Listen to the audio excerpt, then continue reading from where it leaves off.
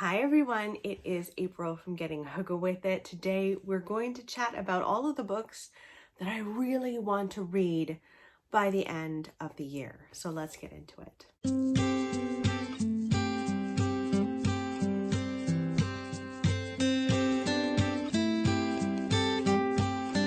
So I guess this could be like my fall TBR. I don't know what we could classify this as, but I really want to read all of these before 2020 goes out, even though I'm ready to say good riddance to 2020 because hasn't it been a year? It's been not so great on many levels. Okay, so I have things kind of categorized like you do.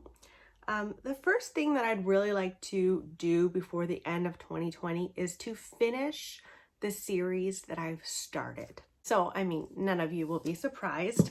The first series that I really need to finish is the Frida Klein series by Nikki French. I only have Sunday Silence and Day of the Dead left in this series. And I think going forward in 2021, I'd like to kind of do this all over again where I find a detective-y series that I enjoy and read the whole series over that year. There's something really enjoyable about doing that. And I've loved this series so much. I love Frida. This follows a psychotherapist named Frida Klein. And she essentially gets involved in murders and kidnappings and whatnot.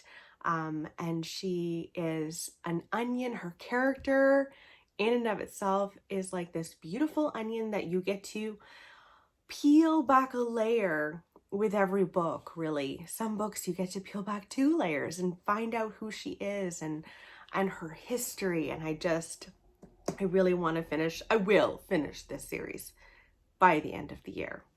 So there's that. Another series that I started was the Arc of a Scythe series. So I read Scythe and really enjoyed it. And now I need to read Thunderhead. I don't have the toll. I might get the toll from the library and finish that. This is such a fun series, and it's so easy to just turn the pages. Lots of twists and turns. This is a dystopian apocalyptic world in which no one dies anymore because science has gotten to a point where no one needs to die.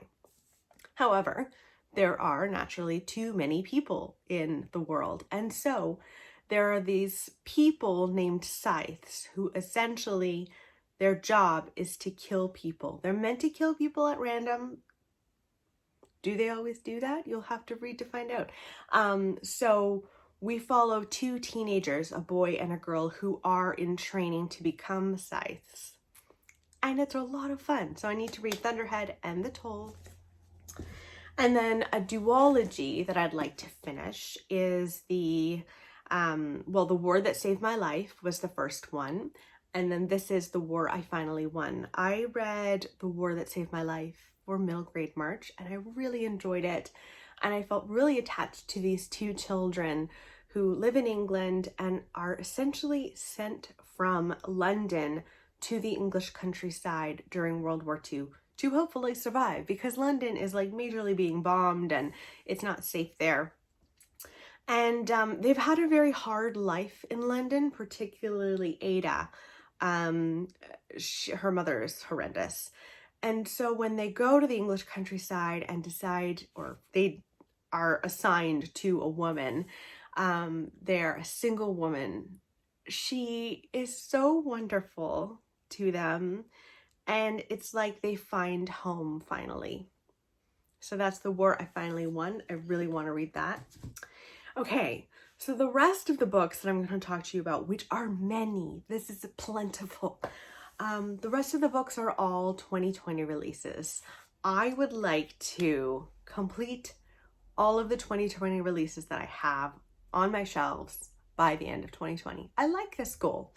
We are going to start with some nonfiction that I got. The first is Group: How One Therapist and a Circle of Strangers Saved My Life. This is nonfiction about a woman who is at least having suicidal thoughts. I don't know if she actually is acting on these thoughts, But she ends up going to group therapy, and it is meant to be quite funny.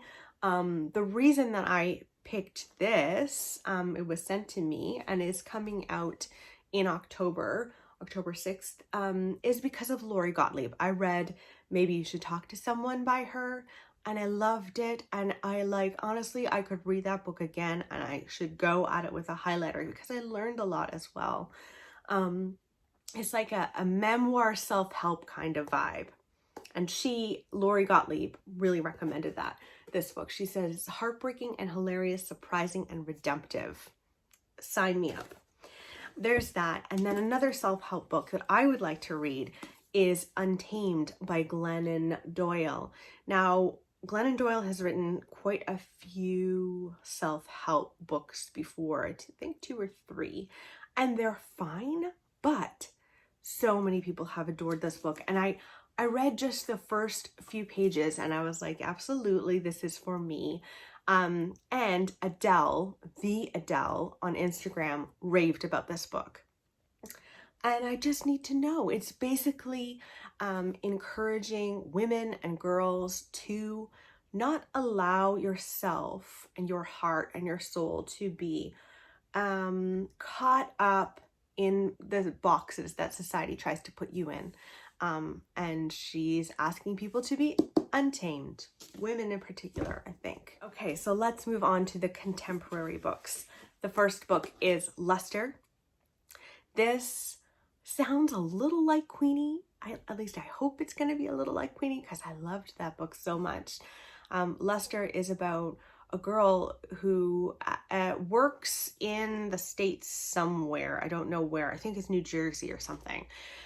And she starts flirting with this guy at work, and he reveals to her that he is interested, and he's in an open marriage, and he actually invites her to come and live with him and his wife and his daughter at his home. And she says yes. And I would never want to be in this situation myself, but I think it could be quite interesting. And I'm already worried about her. I'm really worried about his wife. I'm really worried about their daughter. So I'm already invested in Luster. Next, it could almost be classified in part as historical fiction because it takes place from the 1950s to the 1990s. And this book is The Vanishing Half by Brit Bennett. I feel like everyone's already read this. So many people have loved this book, and I think that I'm going to love it too. I read The Mothers by Brit Bennett and really enjoyed that. And this is essentially the story of 2 sisters. They're twins. Something terrible happens relating to their father, and they feel the need to run away. They run away, but they run away separately. One of them runs away and passes as white and marries a white man and doesn't tell him about her history, her family. She just passes as white and that's it. And I think he might be a little racist. I could be wrong about that.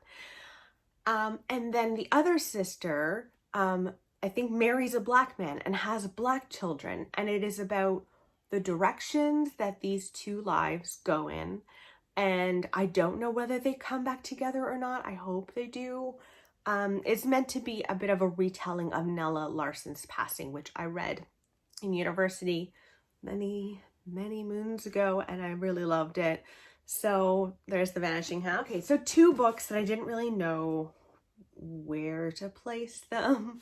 One is dystopian. We'll start with that. This is The Ballad of Songbirds and Snakes. This is also part of the Hunger Games series. It is a prequel following President Snow as he enters the 10th annual Hunger Games. And that sounds fantastic. I know many people have not liked this. I want to decide for myself because I really enjoyed the Hunger Games. So I really hope that I'll like it. But yeah, I pre-ordered this a million years ago and just never ended up picking it up. So I'd like to read this by the end of the year. And then a bit of like I don't know if this is, it's not even horror. I don't even know what you would call this, but it is Magic Lessons, which was another prequel to Practical Magic. This is coming out on October 6th. And this follows Maria Owens, who is the essentially reason that the entire Owens family is cursed. No one in the Owens family can fall in love and have that person survive, basically. Something devastating happens to the object of their affections. And Maria Owens is abandoned as a baby and taken in by a woman in the 1600s. And she essentially tells Maria, you must only love people who will love you back. And doesn't she go and fall in love with someone who doesn't love her back? And the curse begins with Maria, and this is how it starts, the whole curse. I still haven't read Practical Magic, but I read The Rules of Magic and really enjoyed it. So I'm really eager to read that. Shall we dive into some historical fiction? Oh my gosh, I have a beautiful little stack here that's making me so happy of historical fiction. There's something about the fall that makes me want to read historical fiction. So the first book is The Pull of the Stars by Emma Donoghue. This is probably the most beautiful cover book I own. And this is about a group of nurses who are working in a maternity ward during the Spanish flu. All of these pregnant women, I think, have contracted Spanish flu, and they're trying to care for them. It's meant to be quite devastating. This is not something that pregnant women should be reading, just if this is of interest to you. Apparently it's very difficult to read, but I really want to read it. I'm so excited about that. Then I have a World War II historical fiction. Is anyone surprised? It's The Black Swan of Paris by Karen Roberts. This follows a singer who lives in France. She is a really popular singer, and she is Jewish. Now, I think thus far, when we meet her, she's been able to escape the Nazis because this is German-occupied France in World War II. But her mother has not escaped them, and she wants to try and save her mother. It sounds interesting. I've never read this author before. Fingers crossed it's good. Next is Florence Adler, Swims Forever. This sounds really heartbreaking. This is about a pregnant woman and her family.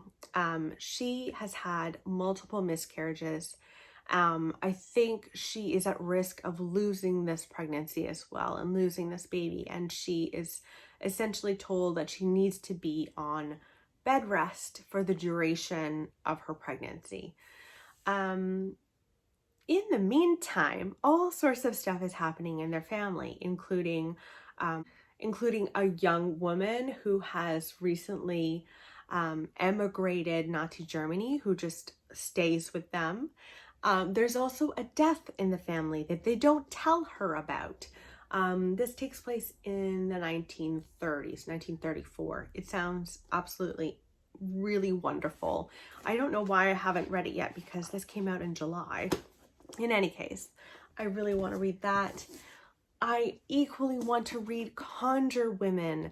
This is about Black women in the South, I believe, during and after the Civil War. And we follow these women who are midwives. Now, a baby is born, and the entire town that they live in are terrified of this baby.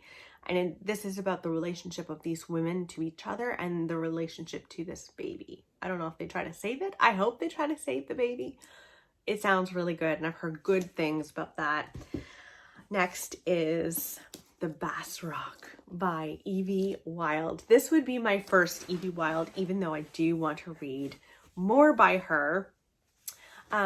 This follows 3 women in 3 different time periods.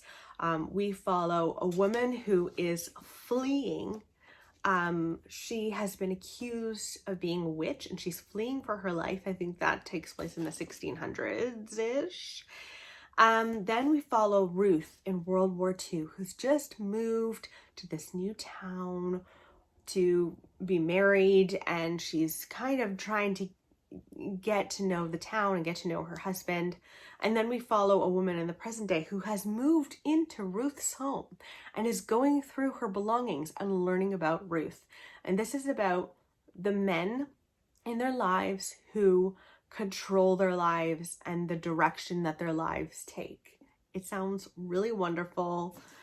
So there's the Bass Rock. There is also The Exiles by Christina Baker Klein. This comes out on September 20th. And this follows a group of women who, for one reason or another, are banished from England, I believe. They are sent to America on a ship that is like a refurbished slave ship. And our main character is pregnant. She has become pregnant out of wedlock, which is the reason I believe that she's being banished. In 19th century England, I believe. It sounds fantastic. And she knows that she's going to give birth to her child on the ship on the way over. And it's about the relationships that these women have with one another. It sounds so good. I love Christina Baker Klein. Her Orphan Train book got me out of a reading slump and actually got me reading fiction again. So thank you. So there's that. Let's move on to the spooky books, shall we? Okay. The first is the first in a series that I think I might start a little later in the year because I like to finish the Frida Klein series before I start another detective-y series. Okay, I'll tell you what it is. It's The Silence of the White City. This has already been published in its entirety in Spanish. However, it's just starting to be translated into English. So this is out now. The second in the series is coming out in February. And this follows a town called Vitoria, and a madman is basically holding the town hostage because he is going about the town and killing people in the town and posing their corpses in very strange ways, and everyone is absolutely terrified. And we follow an inspector who is trying to investigate these murders and learn what happens. Oh, the murders are eerily similar to ones that terrorized the citizens 20 years earlier. Interesting. I've heard great things from Abby from Crime by the Book, who I really, really trust. So fingers crossed this is a good one. Next is His and Hers by Alice Feeney. I loved Sometimes I Lie by Alice Feeney. And this is about a couple who are separated. He works in the police force. She is, I think, a journalist with the BBC, and she is sent back to her hometown where they both grew up. She's sent there because there was a murder that happened there, and she gets to the crime scene and discovers that the person that was murdered was a childhood friend of theirs. And it is about the couple dealing with that and the secrets that they have. Yes, yes, yes. Some people are saying that's her best one yet, so that makes me happy. Next is Mallory by Josh Malerman. This is the sequel to Bird Box. Oh, here's another sequel thing. Hey, anyway, this is the sequel to Bird Box, which I adored. That was my favorite horror book for many years until I read the Southern Book Club's Guide to Slaying Vampires, and then that took spot number 1. In any case, this follows Mallory's journey on. It's a world, a very apocalyptic world in which there is something outside. And if you see that something, you lose your mind. You kill other people and you kill yourself. So everyone in the world who still is alive is walking around blindfolded, or they're boarded up in their homes to stay safe. And we follow the continuation of Mallory's journey. I need to know. Next is What Lies Between Us by John Mars. This would be my first John Mars. This follows two women who live together, and after dinner every night, Nina brings Maggie up to her bedroom and shackles her there. And she does this because of something that Maggie has done to Nina in the past that cannot be forgiven. Doesn't that sound so twisted and weird? I've heard good things. So there's What Lies Between Us. Then there is The Shadows by Alex North, which follows a group of boys. One of these friends is murdered by, I think, like the town bully, who goes on a murderous rampage. And our main character is devastated by the loss of his childhood friend. And when he grows up, he's like, I'm out of here. There's too many bad memories here. So he leaves, and unfortunately he has to come back because his mother is ill. When he comes back, murders very similar start happening again. So what happened all those years ago? Next is a book that has taken BookTube by storm, that it seems like everyone loves it. I just think I'm going to adore it. It's Mexican Gothic. And this takes place in the 1950s, and we follow a woman in Mexico whose cousin has just recently married, I think she's married a wealthy man, and she's moved with him to his enormous mansion with his son. And when she gets there, she pretty much immediately writes a letter to our main character and says, come and get me. I need your help. I'm not doing well. This is not what I thought it was going to be. And our main character goes, and she goes to the mansion to try and save her cousin. It sounds fantastic. There's that. That's apparently got a lot of like horror vibes, gothic horror vibes. Next is a book that is coming out in November 10th. We'll get The Little Cruelties by Liz Nugent.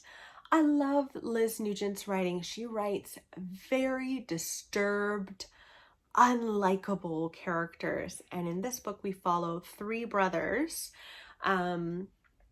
They have grown up with a very strange family. I think there's fame in this family. And we meet them at a funeral. And one of the boys is in the coffin, and one of the boys put him there. And we only find out who is in the coffin at the end of the book. I'm so excited. I can't believe that I have that. Okay, and then last but certainly not least is a book that is coming out on September 20th that I'm so eager for. It is When No One Is Watching by Alyssa Cole.